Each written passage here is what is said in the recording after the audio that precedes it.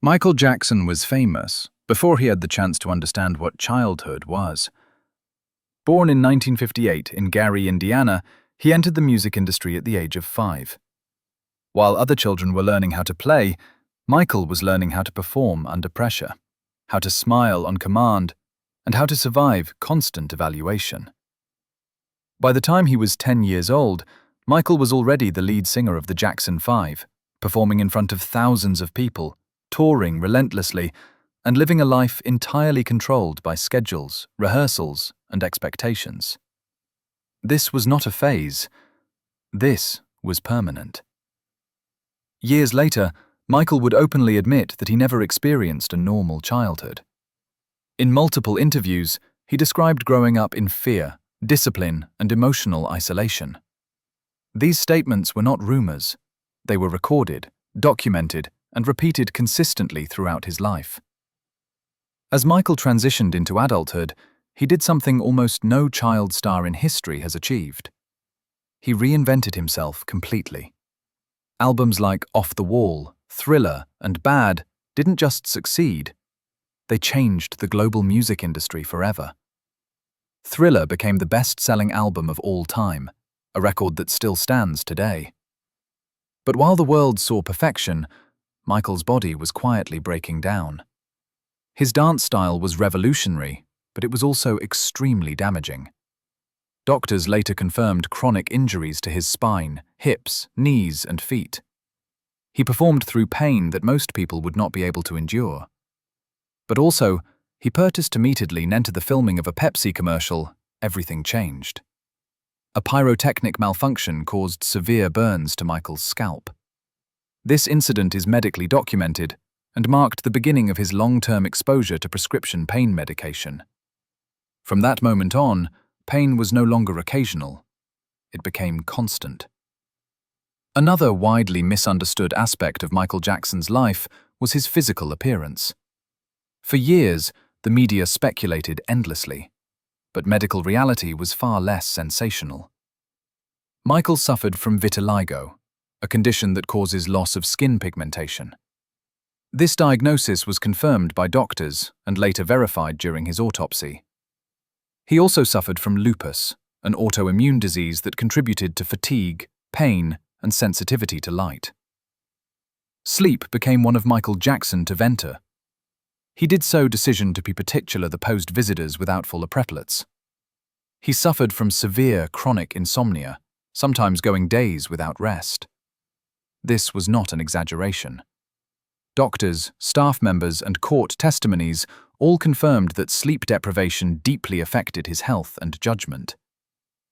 Over time, Michael relied increasingly on medical assistance just to function. This dependency was not recreational, it was clinical. He was trying to sleep. He was trying to manage pain. He was trying to keep working.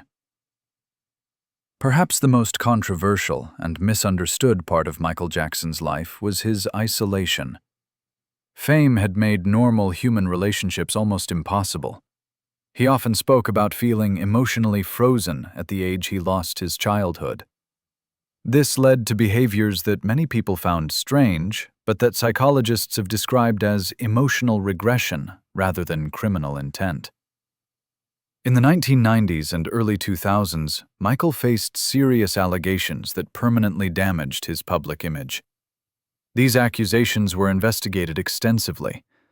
In 2005, after a long and highly publicized trial, Michael Jackson was found not guilty on all counts.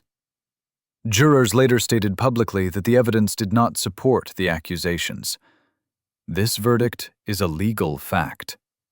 But being acquitted did not mean being restored.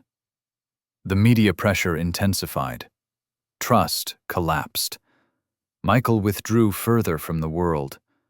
Financial pressure increased as legal costs mounted and income declined. By the late 2000s, his situation had become unsustainable. This led to This Is It. The London concert series was not designed as a triumphant comeback. It was a financial necessity. Rehearsal footage shows something undeniable.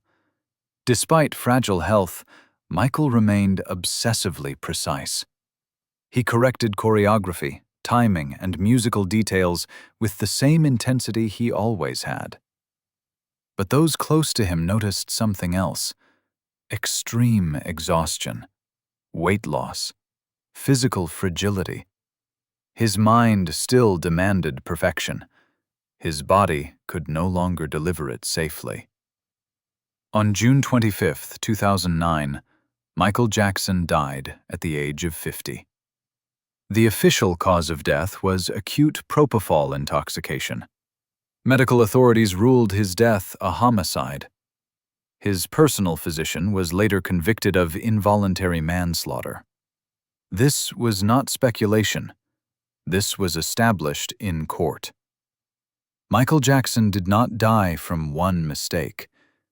He was slowly destroyed by decades of pressure, pain, medical dependency, and a system that never allowed him to stop.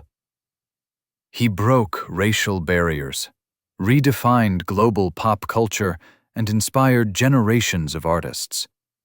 But behind the legend was a human being who never truly learned how to rest, how to be anonymous, or how to live without performing. When the music finally stopped, the silence revealed what the world had ignored for years.